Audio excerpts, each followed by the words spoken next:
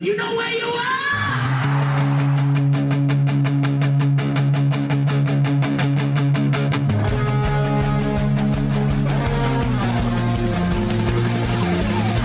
This is Appetite for Distortion.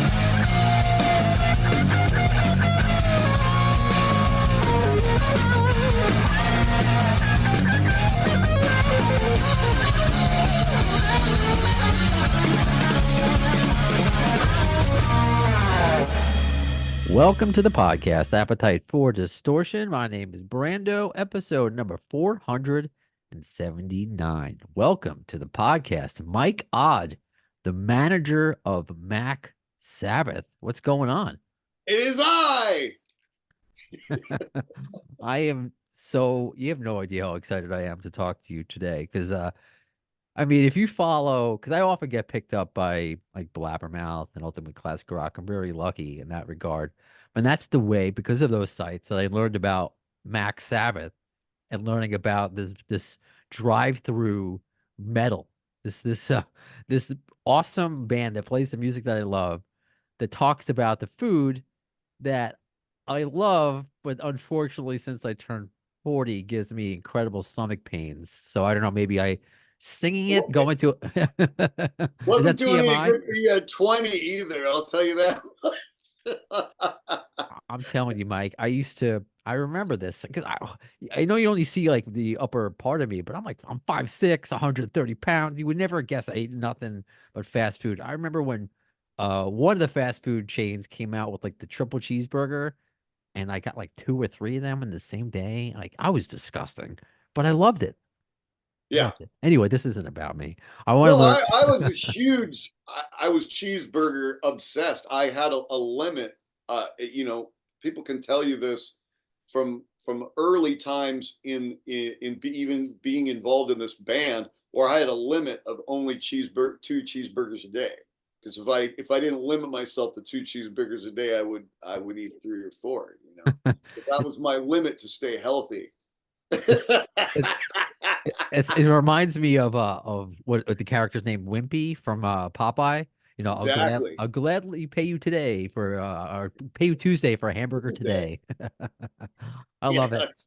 So I would love to know the origins, because it sounds like a crazy story of how Mac Sabbath came to be, featuring Ronald, Osborne, Slayer, MacCheeze, Grimalius, is that how you say it? Grimalius, sorry. Grimalius. Yeah, it's a tricky one. Malice, obviously. Yeah. And my favorite, because I'm a cat guy, Cat Burglar. Like, how do these characters find themselves and start creating this Drive-Thru metal? How did this happen? Well, what happened to me was I was running an oddities museum in East Hollywood. It was called the Rosemary's Billy Goat Auditorium. They call me Mike Odd because I'm the oddities odd guy. And when you put yourself into the reality of weirdness like this, then the world of the strange just keeps following you, whether you like it or not. Like, long after you try to not do that. So what happened is, when I was running the shop, you just get these calls from whatever weirdos that are like, hey, come out to Pacoima and I'm going to take you out to my shed and show you my 2-headed otter skeleton or whatever it is, and you go, and it's interesting and it's fun, and you're kind of like this, Hugh Hauser of the bizarre, and then you go and you buy things from people and you make deals with them, and so I get, even after I closed the shop, I still had an online presence and was doing like online oddities and things. And I get this call, and it's like, oh, come out to Chatsworth, California, to this burger place that shall remain nameless, and it's going to change your life. And I'm like, oh, there's some guy who's got like the Virgin Mary toasted onto a hamburger bun or something, and I'll make a deal with him, and we'll put it online and do some crazy social media stuff and see if we can like get an auction going on it or something like that. That's just what happens in your head, and it wasn't that at all. It ended up being this secret Fight Club style meeting in the middle of the night, unbeknownst to upper management. And there was this secret turnkey password backdoor thing, and you go down these stairs, and there's these employees of this particular association that are all not supposed to be there doing this secret anti fast food thing, performance art, weird meeting thing that's all against the people that they work for, and you're like smashed in between like packages of like hamburger buns and freeze-dried condiments, and there's this curtain that falls, and then all of a sudden there's these mutated mascots screaming about GMOs and Monsanto and slaying these Black Sabbath riffs, and then they were like, oh, and we want you to be the manager, you know, and I'm like, oh, this is like a goof, like I'm like, I must be on like some hidden camera show, you know, it's waiting for like Steve-O to pop out or something. You know? And you know, I guess I you know, thinking it was because I was just a purveyor of the weird or whatever, but also, you know, I fronted my own theatrical monster rock band, so I'm like, these guys just know that I could maybe find the right places to give them a couple of gigs in LA, and that'll be it. But that wasn't it. They made me the manager, and I put them on. I made a video and I put it online, and then oh my God, Fox News picked it up first, and then because Fox News picked it up and said all these terrible things about it, you know, and then all of a sudden MTV picked it up, and then Black Sabbath posted it, and then obviously that was it, and it went crazy. And before I took the band out of California, went to England and toured England and played the Download Festival with Motley Crue, Kiss, Slipknot, Judas Priest. It really happened fast, and surprised me so much, because I felt like it was this thing that was like catered to my specific weirdness, and I thought it would have a very small niche of weirdos that would understand it, you know. There's a lot more weirdos out there than I guess we realize. As a fellow weirdo, we're taking over. About time. And the whole time I'm visualizing, I mean, you still have your hair, but it sounded like you were kind of like the Captain Spaulding. Do you remember that oh, yeah. House of a Thousand Corpses? That oddities, man, those kind of. I'm sorry you had a close-up shop. I mean, are you still online? You give an online presence of your stuff that you have? It's there, but now I'm focused on this. Okay. This actually went somewhere. It's actually, well, you mean the two-headed otter didn't lead you to riches? It's funny that you mentioned Captain Spaulding, because I had several dealings with Sid Haig along doing this. Oh wow! And Rosemary's Billy Goat, the band that I front, on our last album we had Sid Haig do a voiceover in a song called Fetus in a Mason Jar, which is actually about all this stuff, you know. That's cool. Well, rest in yeah. peace, Sid. That's very cool that you yeah, made me think of that, and you collaborated with him. Very cool. He was amazing. When you talk to, I guess I'm involved with a lot of clowns. When you talk to Sid Haig personally, it was just like talking to Captain Spaulding. Like, you know, he is a character actor, and he wasn't deviating from his own character at all. That's just Sid Haig, you know. Oh, brilliant. So to fast forward to the fast food and how fast this happened. Like, how much time do you think between posting that video online and a Fox and everyone else, like, what is it? I know everyone says like it seemed like overnight, but was it like a week, or was it like a day? Was it? It probably was a week, and it really, really seemed like overnight. It was, like I said, I didn't have time to book dates outside of California before it got to England, which was so weird. what did the guys? I'm assuming they're guys. I don't know if like what the correct pronoun is for entities, so fast food entities. But what did After 20 Ronald years, and I still couldn't tell you. so what did Ronald, Osborne, Slayer, MacCheeze, and Grimalis? I wanted to say it right that time, and Yeah. Cat Burglar.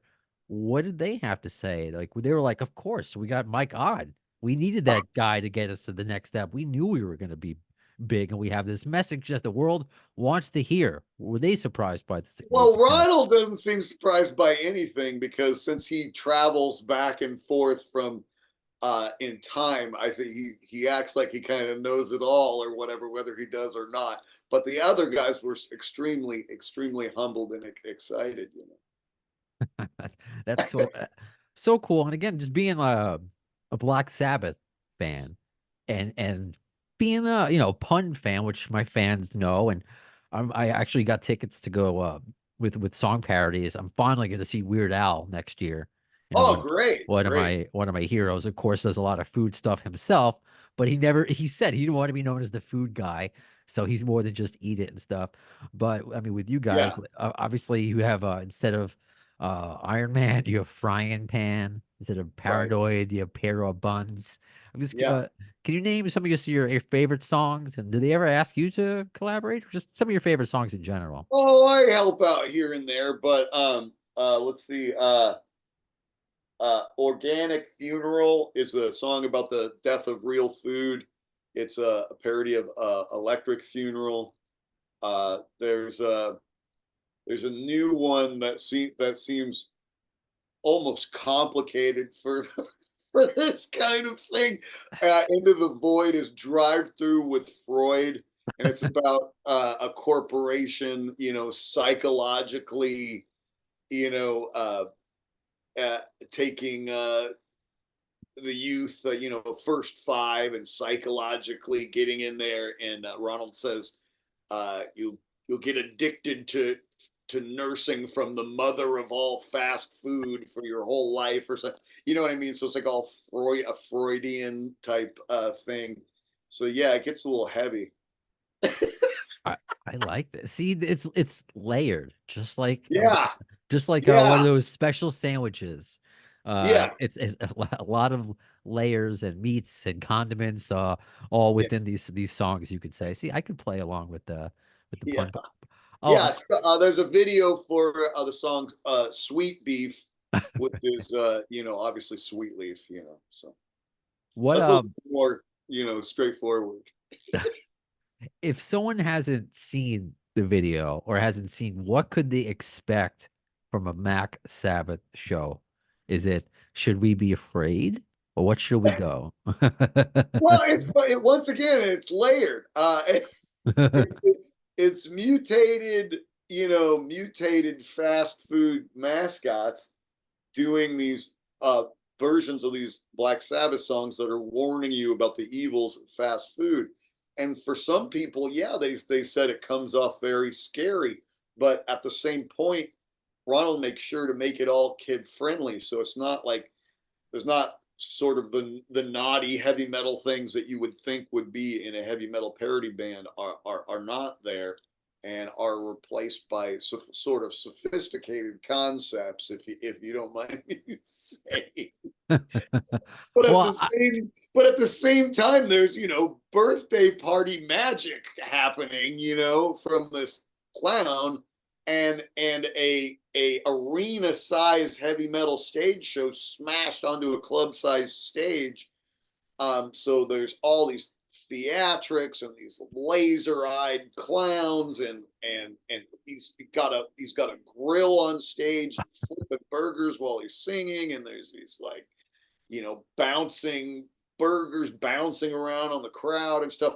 But I guess what I was trying to say was, it also works for kids, and parents bring their kids, and it's very important for him to keep it that way, so the message can get it out to the youth, because that's the most important thing, is to start them young, to try to deprogram them from the cult of the United States of poisoning the children. So And I know we're having fun here, but you really are telling the truth, and the underlying message is true. Again, I lived on fast food, and it's just like an addict. I had Yeah, like saying, "Oh no, last time it was a bad burger. It's fine," and I would get it again, and then I would be at the toilet again, and then again. It would just keep happening. Like, no, I love it. I would have a bad day at work or a bad day in general, and certain place's fries were like a drug to me. I might as well have just tied like myself off and put a potato in my elbow. It was just, oh, I'm obviously exaggerating a tad because that would be really, that would hurt. I don't think that would work. But it's, again, there's like underlying message that's important, and I'm glad that it's for families because I have a 17-month-old who I good. can't wait to start taking to all these rock concerts. So Yeah, now I know I will, when next time you guys are in New York or Long Island in my area, I'm going to take him to see Max Sabbath, yeah, 100%, yeah. and learn a mess and learn not only rock out but be entertained and get a message in there. Just make So sure you stick French fries in his little ears or something.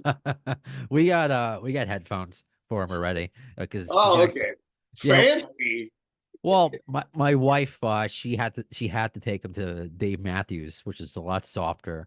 But she was like way in the back, and she got the headphones. But Yeah, like this summer, I wanted to take him to go see Slash, but we were up real close, so I kind of second guessed it. Although, because you right, mentioned Motley Crue, now I'm kind of like I could have taken him. The Crew just did a show at the Troubadour, and I see like this woman in the front row hand her baby to John Five. It had headphones on, but it was definitely like a younger baby than what I would have brought my son. Anyway, I right. was like, all right, I hope that's Wow. just handing your baby to Motley Crue. I don't know if I would go that far. Maybe John Five, out of all of them to give your baby to, maybe he's the Yeah, one to give him to. yeah. I would agree with that. I I actually know John. I've worked with John. He's really nice. He's amazing. Yeah, yeah. I'm lucky enough to have had him on the. I actually hosted his DVD. Oh, okay. I'm Yeah, lucky. That's it's, all the odd things that you find out, and it's all the connections yeah, that we find. And I've yeah. had John Five on the podcast. He is a really really nice guy. Oh my God, doesn't come any nicer than John Five. Yeah. What was it like? Because you said when it first kind of got off the ground, and Ozzy is retweeting you, but the guys met him, right? Like, did you have an experience Yeah. meeting Ozzy? Because that's on your YouTube. Yeah, yeah. What was that like? What was like Well, meeting it's Ozzy? funny because the band just went viral or whatever you call it on Twitter. Some this guy called Spooky Lawyer, I guess. I think is his moniker on X. And he just posted, I think he just reposted somebody's little video, and for some reason his thing went over 6 million hits. So there's all these people going, "Oh, people are just finding out about Max Sabbath and blah blah." And I'm like, "No, no, no, no, no. They're not just finding out about Max Sabbath. It's the 10-year anniversary, and 7 years ago they were did this thing where they played for Ozzy and three generations of Osborne, Ozzy, Jack, and Pearl, Ozzy's granddaughter, and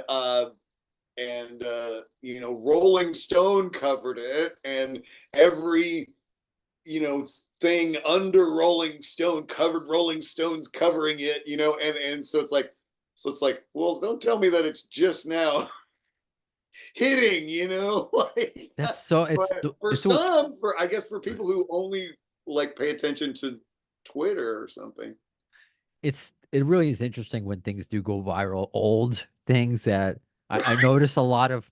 And now I'm going to sound like the old guy in the Abraham Simpson yelling at the cloud, but Yeah, just the younger generation will discover something from 10 years ago, 20 years ago. Oh my God, did you know about this? yeah, Yeah, I was alive then. yeah. But you I'm never not know. complaining. You never know. I guess that's why you never know. It's like it's what's the cool thing about social media, that it really can see so many different eyes, and it Yeah, is a time and a place sort of thing. Not much. It's different, but it's almost similar just to being a band back in the day where it just was about the timing. And you could have been grinding for years and years, and all of a sudden it's that one show, that one connection. Here's that one retweet that gets yeah. you all these people on finally taking Mac digesting Mac Sabbath. to Yeah. keep with the theme. So, has your love of fast food, I'm assuming, has gone down since working with them, unfortunately? Oh no, yeah, absolutely. I'm on board. I used to, at the beginning, I thought that all of Ronald's thing about time traveling to now to save us all from state of the current state of music and fast food and music and food, and to bring us back to a time where it was all more organic and all this stuff, and so, talk screaming and yelling about KFC and CDC. Bon Jovi and how they were taking the food out of his mouth, and it's like, I was like, oh, he's just crazy. I don't know if he's crazy or he's joking or both or what. But as time has gone on, all the stuff that not all the stuff, but most of the stuff that he has said that I thought was just ridiculous 9 years ago has all come true, including like playing a show in Cleveland and in Burger King Diamond, coming out before the band and and doing this thing, and them feuding, and him yelling at me about it and saying, I talked to the security and they said they didn't know anything about it. I know they let him in. And I'm like, what? And he goes, I think they're telling me a Whopper. And I'm like, did you just set this whole thing up for this punchline? Like, what is happening? But he actually was screaming and yelling about fully automated burger places and robot police and all this stuff like 9 years ago. I was like, yeah, and it's all happening. So I don't know, maybe we should listen to the clown. I don't know. Maybe he's more prophetic than we thought. I don't know. I think I might agree with you there. I think I do. And you may notice, to keep again with the food theme and keep it with my theme, the 6 degrees of Guns N' Roses bacon. So we'll figure out what, because I believe that Axl may have been an inspiration, and maybe we'll get into that in a second. But I guess I can't help this tweet. Speaking of, I call it Twitter, whatever. Because X just, again, it just sounds like, I see the app on my phone. It just looks like a porn app. I guess it's Twitter forever. Well, yeah, I mean, Twitter was its own. When you say Twitter, everybody knows exactly what you mean. X sounds cooler and all, but there's already a band called X, and X means a lot of other things. Correct. But so, whatever. So on Twitter, I think X got a bad break because it doesn't get used a lot. So maybe he needed to try to help it out. Help out the letter. Like on Sesame Street, where the letters are at alive. least they they made it start xylophone, which makes absolutely no sense. That's a good. You can't argue with that point. But I can't help this X Twitter tweet that lives in my mind. So you have to quote a tweet. This was around when Guns N' Roses were finally reuniting. So I mean, to get technical, the big three, Axl, Slash, and Duff, and everybody confirmed that they were going to play Coachella, except for Axl. And everybody knows nothing is confirmed unless Axl does it. So he tweets, nothing is confirmed except for my love of Taco Bell. Yum, yum, yum, yum, and a bunch of emojis and stuff like that. And he confirmed Coachella the next day. And of course, Guns N' Roses is still together today. But any Taco Bell, I mean, for Axl Rose. This wasn't Buns and Roses you're talking about? Buns and Roses, yeah. That sounds like one of these drive-through metal bands that Ronald's always going on about Snaxl and Slush and Gilby ClarkBar. Anyway. Gilby ClarkBar. I love that. Taco Organic Funeral, which is a parody of Electric Funeral. The last line is corporate lobbyist fry in hell, forever force-fed Taco Bell. So maybe Snaxl and Ronald got together on that. I don't know. Maybe. And I'll tell you this, again, TMI, Taco Bell was the first fast food for me that I had to say no to. All of a sudden, the cheesy gordita crunch just became I might as well just inject poison into my stomach. I went from loving it to just being in pain for a while. So one by one, I just I'll get I got one of their fries. I'll get one of the murmur fries. I'll get like, but the burgers and stuff. So I look forward to having one made though. You know, It's a an real enigma hamburger. wrapped in a riddle, wrapped in a chalupa. Well, I gotta ask though, does Ronald Osborne make them kosher? I mean, I'm not kosher, but I'm curious. Does he make kosher hamburgers on stage? No, none of that. Okay. Well, let's go Well, back.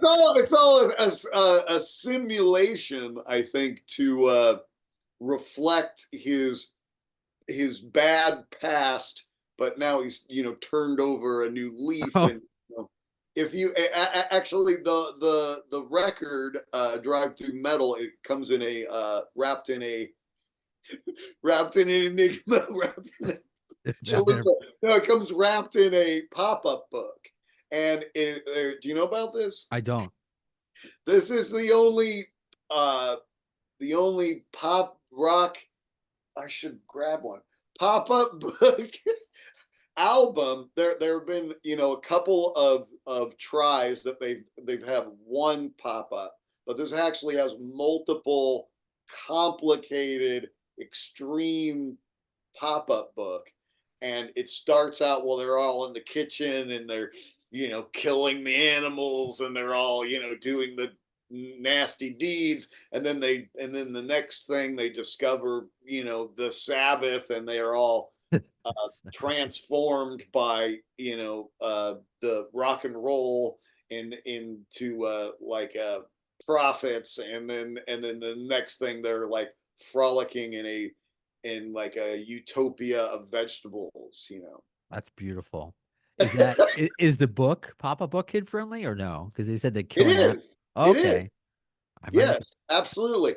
That's the thing with it's like, oh, okay, we're like in the music business now, guys, so we got to make streaming things for the streaming services and have MP3s and stuff. And it's like you can't talk like that because there's anger and confusion, and it's like we're in the 1970s still, so all of a sudden it's like I have to listen to what he says. So the first thing was a coloring book that came with a flexi disc, and it was a flexi disc single and a coloring book. And then it was like, okay, so time to really join the ranks of like the real thing here. It's like, no, we're gonna have a full LP vinyl in a pop-up book. So it's always got to be for kids, and it's always got to be analog. And I have to figure out how I'm gonna market the 8-track tape or whatever's coming next. And you can find everything on official MacSabbath.com, and you guys have socials. Too cool. And I got to ask you before I get out of here, just to keep the focus on you and go back to my theme. Have you ever seen, along your oddities, along your career before Mac Sabbath, have you seen Guns N' Roses live along your path? Because you said you were in a band, you're a rock and roll guy. Oh So I'm just yeah, curious if you, yeah. So when did you get see GNR? I've seen Guns N' Roses several times. I saw them open for the Stones at the Coliseum in the 80s. 89, yeah. Yeah, yes, Steel Wheels and all that. And I mean, I was up at the very top and it was raining. So Oh. when I say I saw it, I was like, it might be better to go home and watch a video or something. Not get pneumonia. But no, yeah, I've seen several manifestations of Guns N' Roses along the years. Last time I saw them was at Dodger Stadium. So I'm really bad with years, but I could tell you this: the Cult opened, and the Cult went on at 6:30 and ended at 6:59. And they all looked sunburnt because I don't think they were used to like being out in Because they're all English boys. yeah, English goth kids, Right, right. So they're all sunburnt and they're out there and they end at 6:59. And then the stage was dark for I'd say 2.5 hours, maybe. And they came out at 9:30. The good old days of Guns N' Yeah. Roses, man. Yeah. But Well, they're a you lot. gotta have the Snaxl. You gotta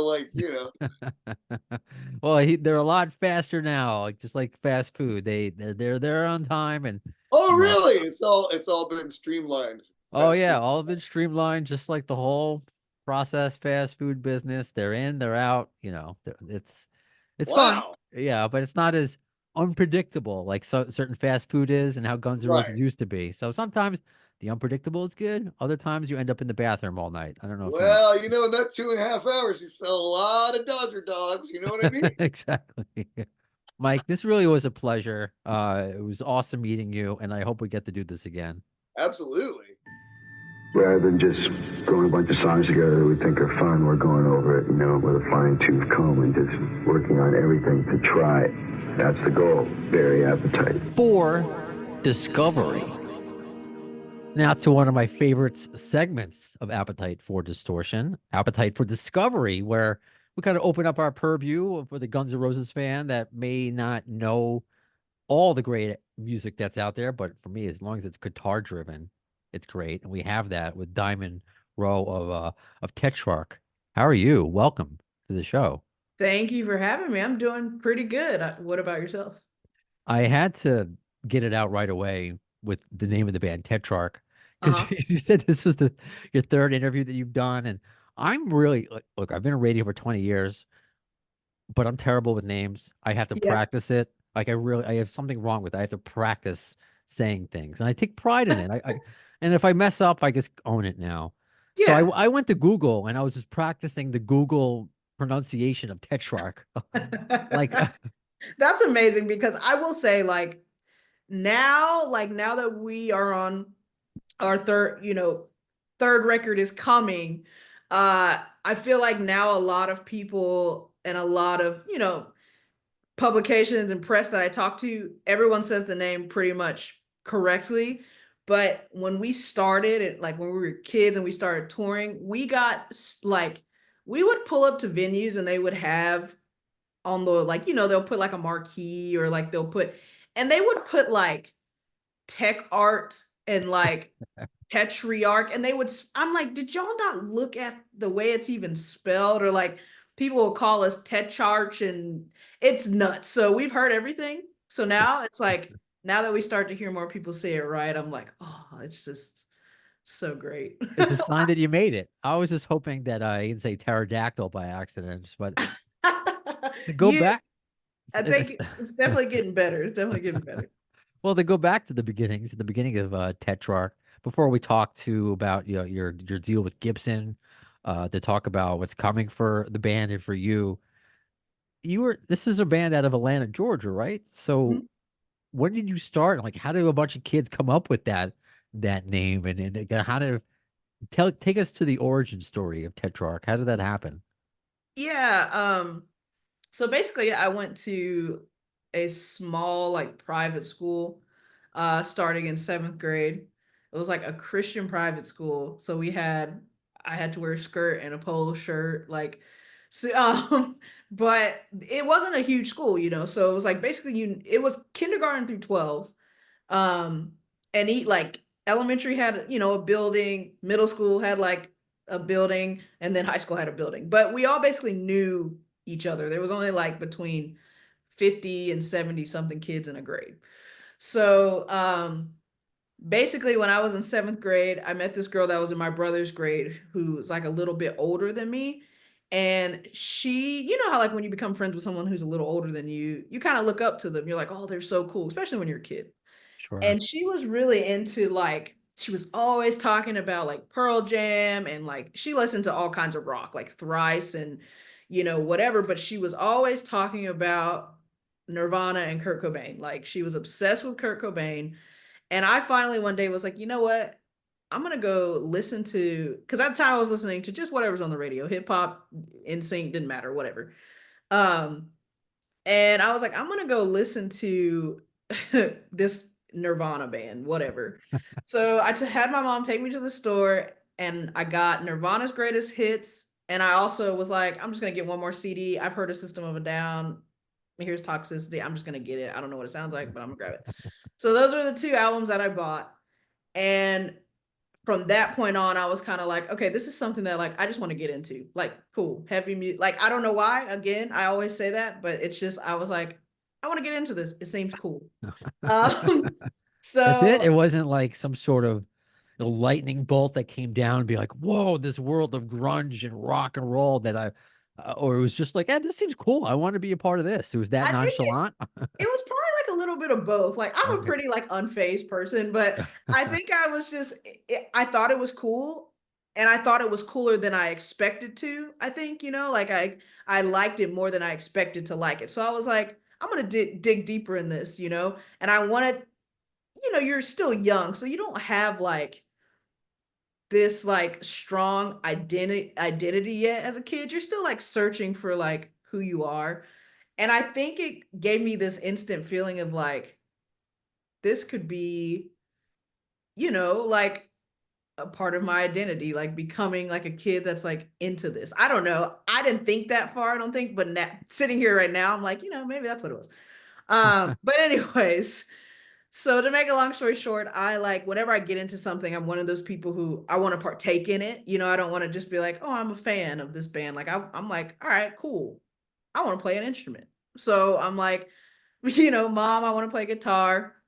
She took me and got me lessons like probably the next weekend. And there was only one kid in my grade who played guitar too and liked rock, and that was Josh, and who's in my band now.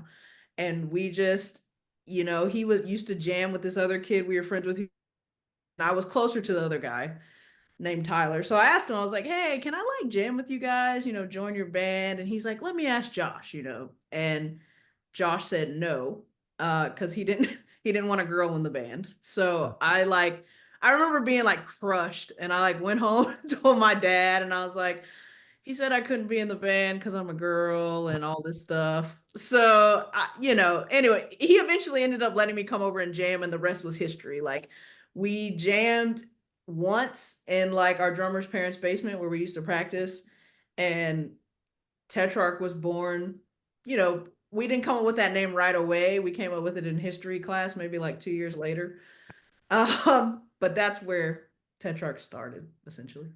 It's very cool. I know you're not supposed to ask a lady this, but how old were you when you got the greatest hits of Nirvana and Toxicity? I was 11. 11. Okay. Yeah. Because No, no. When I got the grade, I was a little older than that. I was probably 15, somewhere between my early high school years and late middle school years. okay. Yeah. Because I was in middle school when Nirvana like was happening, and then that was 10, 11 when that was new. I'm like, what is Yeah. this? MTV playing when they actually played videos and being like, what is this?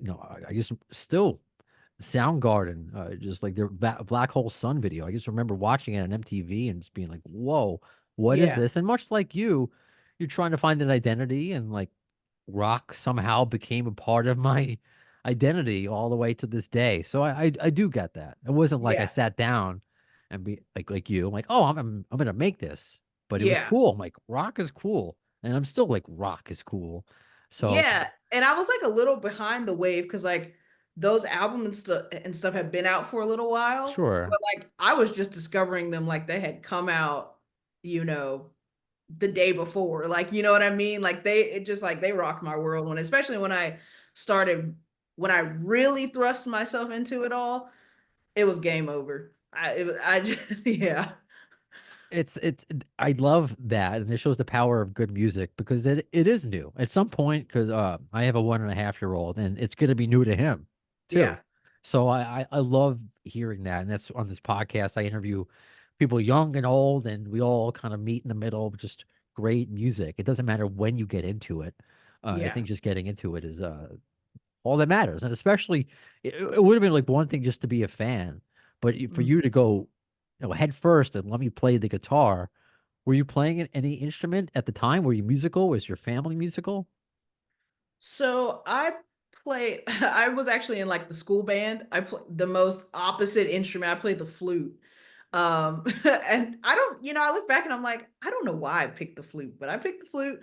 And my parents, like my mom can sing really well. Like and like both of my parents are very into music. My dad's in the music business, but he can't play an instrument to save his life. So like music was definitely a part of my family. Um, but no one else like played a physical instrument, in my household but me. How long did it take for you to kind of almost become a master at it? And again, we're getting to a point where you have partnered with Jackson Guitars. It's not like you're just a guitarist who just plays. You are one of the like premier, like people are looking at you as the, I don't want to say up and coming, even though you're kind of still establishing yourself, but you've been doing it for a bit, for lack of a better phrase, up and coming guitarist. Mhm. How did you get to that? I mean, it's one thing, again, if you were started at 3 years old, but just Yeah. to pick it up and just when did you know, like, was it easy for you or did it take a lot to learn? I hate saying it was easy for me because like some Or people be natural? Was it natural for that's you? bullshit. It was always, I felt natural for me. And I don't know if that's because I played the flute. So like and I was an athlete. So like, like my finger dexterity and stuff, I'm not sure, but I never had like that awkward guitar phase where, like people will be like, teach me a chord. And like, I'll put it on their lap and show them and their fingers are just like, I never had that phase. You know what I mean? Like when my guitar teacher something would show me something, I remember it being, like you said, pretty natural feeling. Um, I never, once I got like, because the day of my first lesson, my mom bought me like this really cheap knockoff Telecaster. It was like $100. Just, to see if I'd stick with it. And I remember I played that guitar for probably like 10 hours a day, like on the like shorter end. Like I would take it to the bathroom, I would take it to the dinner table, I would take it if we went to someone's house, I would take it. Like, and it was just an electric that I would just take everywhere with me and I would play it. I played it into the ground, just learning my favorite songs. Um, so I think it always felt really natural to me, and it started off as I made it a fun thing. You know what I mean? Like I learned songs I loved. I didn't start guitar by just being like, okay, what modes and scales can I learn? Like I would have been like, this sucks. So yeah, I think I always have just played guitar in a way that I enjoy. So I saw myself getting better just by doing that. And I think that's what kept me and still keeps me so motivated. Who did you look toward for guitarists to be influenced by or to kind of, look up to? Yeah, I talk about it a lot. Like, you know how some people get into heavy music and they'll find like a subgenre or a sector of metal or hard rock and they'll just live in that. I Sure. was all over the place. Like I was the complete opposite. I was just like, give me all of the hard rock and metal you can throw at me. So first and foremost, it was definitely Metallica. Like I always say, like I feel like I learned to play guitar to the Master of Puppets record. Like I had the tab book, and as bad or as good as as bad as it probably sounded, like I just took it as slow as possible, and I was just learning like my favorite riffs. So obviously I always have to credit them. But at the same time, I was getting into Slipknots and Corns and Linkin Park and Disturbed, and then at the same time it was Trivium and Guns N' Roses, a lot of Slash, which is I think why I play single cuts and like Les Paul shapes now is because he was such a like my first guitar was a Gibson Les Paul Standard. When I was 13, my parents got it for me for Christmas because I was like a big Slash fan. Cool. But him, Alexi Leho, and Opeth, like I was just playing any metal in any band or any song I was playing. But like I would say my biggest, if I had to narrow them down, it would just be like Kirk Hammett from it would be like Mark Morton from Lamb of God, Slash, Head and Monkey from Korn, Dimebag, just Yeah, Matt Heafy from Trivium, just kind of like all over the place. I love it. I mean, I enjoy all those bands. I never understood why those people who are just kind of married to one genre, Mhm. you're kind of really limiting yourself. I Yeah. mean, you're not kind of, you are limiting yourself. So I think you, for so many reasons, you're the perfect person to people.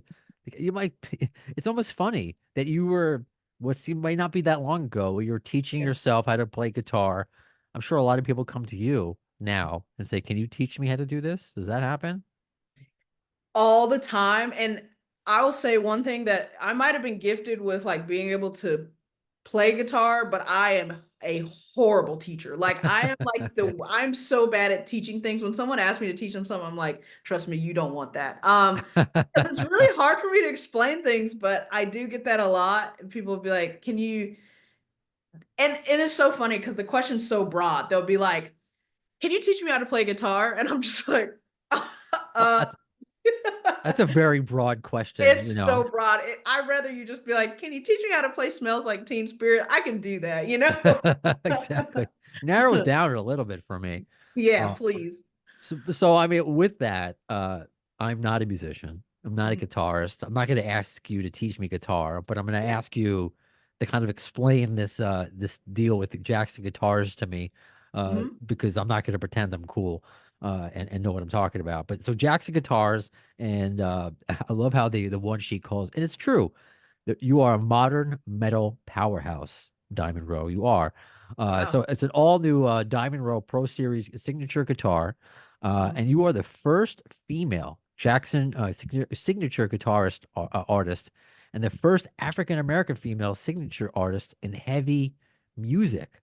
mhm. You alluded to before that you were not in this, you weren't allowed in the band because you were a girl initially, and look at now, you're becoming, you're breaking glass ceilings. When I say that, how does that make you feel? I mean, really good. I probably sound like a broken record when people ask me this, but it's so true. Like, I have gotten to this point by just being authentically myself, like getting into heavy music and guitar and letting that passion drive me to this point. It wasn't something which I know a lot of people like to say when they get mad online and they're like, who is this person? They think it's like this fabricated thing that like I'm some plant or something. And I'm like, if only you knew.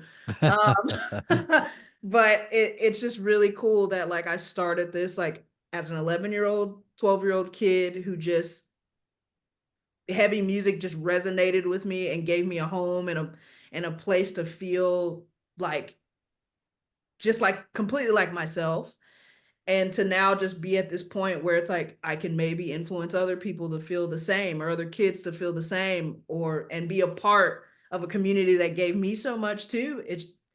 It feels amazing, you know. And as it should. And I hope we get to a point. I mean, there's because there has to be a first.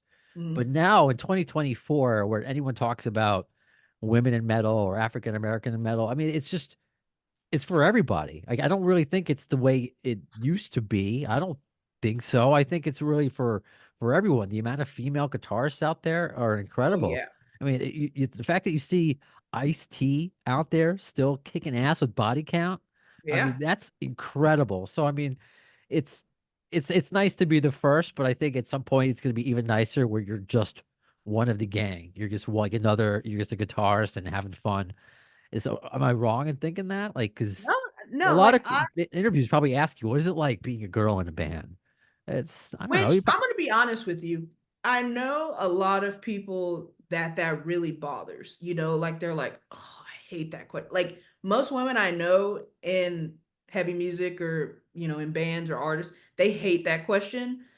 I don't hate that question. And I think because I don't put such a negative connotation on it, I feel like it's been a blessing in disguise for me and our band to in my band, to be honest. Like it's just been like, whereas maybe people wouldn't have paid attention before, I think it made people pay attention. And it was every band I feel like has something different about them. Every successful band, there's something about them that draws attention to that band. And like I've been a big part of that for Tetrarch, just like making people want to, you know, check them out. Whereas maybe they wouldn't before. they're like, oh, that's interesting. So when someone asks me that question, I don't really look at it as a negative thing, and I think it's just because of my experience. But I do think it's cool to see so many, girls and women now publicly play. I'm sure they've always played guitar to some extent, but being able to see so many out there.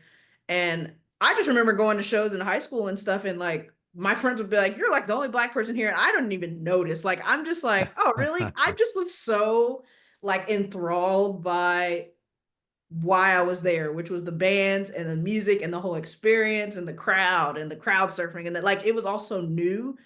I didn't even pay attention to anything else, So I think I'm a little weird and a little different in that regard, but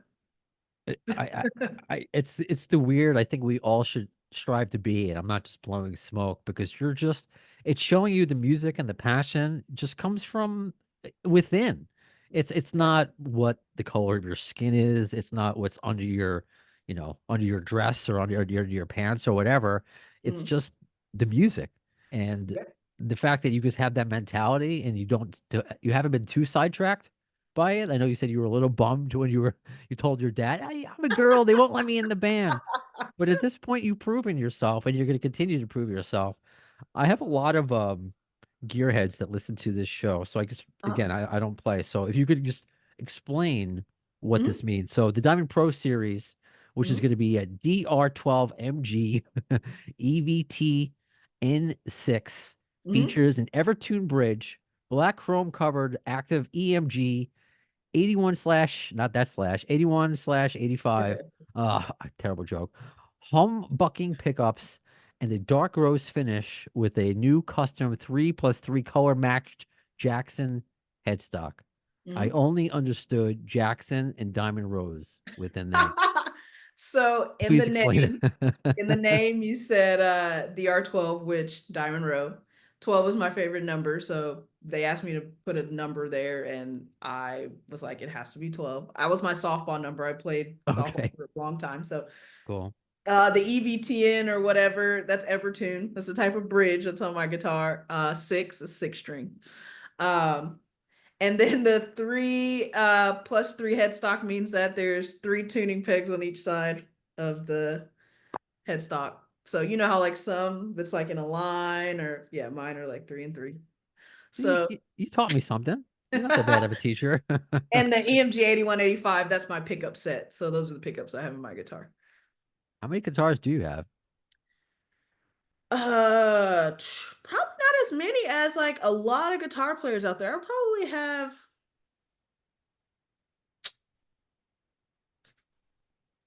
going towards 40 maybe. That's a good So number. yeah, That's a good, probably something like that. They're in multiple places though. Like I have a bunch at our practice space, like my touring rig, those guitars, and then I have some here at my house, and then I have some that obviously I don't use, but that are in my parents' house in Georgia, that I had when I like my Kirk Hammett signature and my Dimeback, all those guitars that were just like from when I was a kid are all there. So yeah, they're kind of spread out. So I'd have to do an inventory count, honestly. yeah, for sure. Sweet. So when are we gonna see to kind of wrap things up here? When are we gonna see you? Whether I mean, you don't do anything outside of Tetrarch, right? Is it just Tetrarch? Wow. Yeah. Just a So when are we gonna see you out and about with the band again? beginning first quarter of 2025, we'll be starting like our touring cycle, and we'll probably be on the road for I'd say the next year and a half at least. So a lot of touring starting right into next year. So we're hoping to go pretty much everywhere.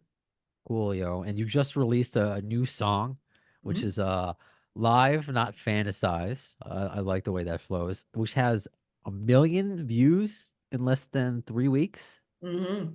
Oh man, I think you're pretty popular. Yeah, crazy. I don't know. Like now I just like I see things and I'm just like, how is this happening? But at the same time, I'm not going to jinx anything. I'm just like, I'm really honored and I'm so excited about everything that's happening and how excited other people are and how many people are paying attention. And it just goes back to what we talked about in the beginning, just like being these kids that have this dream of all this stuff that's happening now, and just hoping that you even got like an ounce of that, you know what I mean, as a kid, and now to be here, it's awesome. So like I'm really excited about what's to come. It just seems to keep growing and keep getting bigger and bigger. So Sweet. I can't wait to see what's next. Oh, and just before we wrap up, I got to ask, since Slash is one of your favorites, do you have a yeah. favorite riff of his, solo of his, or maybe a Guns N' Roses song in general? Just So to appease my fan base. yeah, that's a loaded question, but you've probably heard this multiple times, but one thing that sticks out in my head that I used to watch all the time on my Guns N' Roses DVD was Slash's solo. He did the Godfather theme, Sure. and then also I love his parts in Estranged.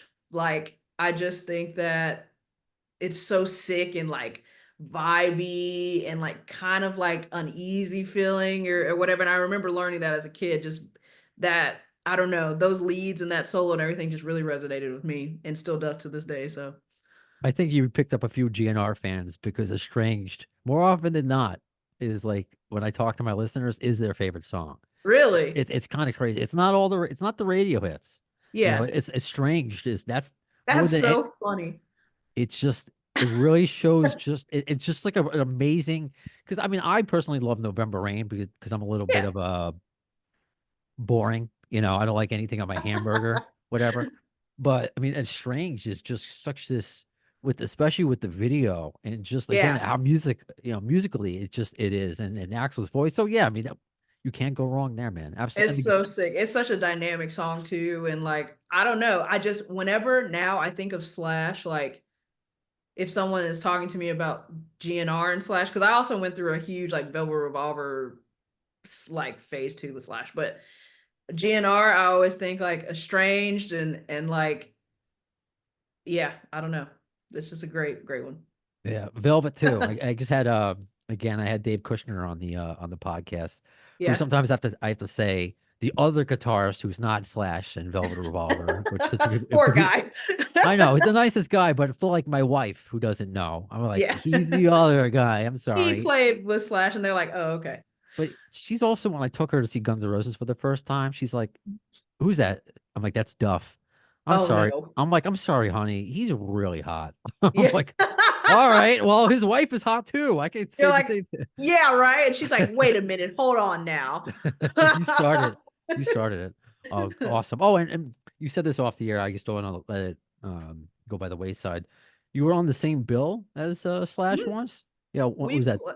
we played Exit 111. It's a Okay. festival in Tennessee, like right outside Nashville, Oh yeah, a the few years GNR. back, and they were on it. And the same day we played as well, so we got to watch them that night after our set. So I really think it's a matter of time. I'm going to put this into existence until Slash reaches out to you and you guys become friends, because I've spoken to a few of the artists on his blues festival, uh-huh.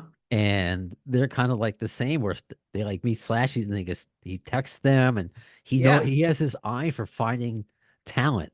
And yeah. it's gonna happen, Diamond. And there's gonna be a Slash Diamond, whether it's on the next blues record or whether it's on the next Slash record. I'm gonna will it into existence because you're passionate about music. You could tell, and he is. And we got to get all the guitar heroes together. That's I the know, and it's funny you say that because my parents have always said that. And I think because like they watched me grow up and they were there for the Slash phase. this. But they like are always like, you're going to like you and Slash are going to connect. Like they're so like sure of this thing. And I'm like, hey, you never know. It would be awesome. That would be a great one. Be another very full circle moment. So I hope so. I hope you're right. Well, next time you're on, we'll talk about that experience, right? Let's do it. I like that idea. Thank you, Diamond, for your time. It was great to meet you, and I hope we get to do this again. Of course. Thank you for having me. You got it. So that does it for this episode of Appetite for Distortion. When will you see the next one? In the words of Axl Rose concerning Chinese democracy, I don't know if soon is the word, but you'll see it. Thanks to the lame ass security, I'm going home.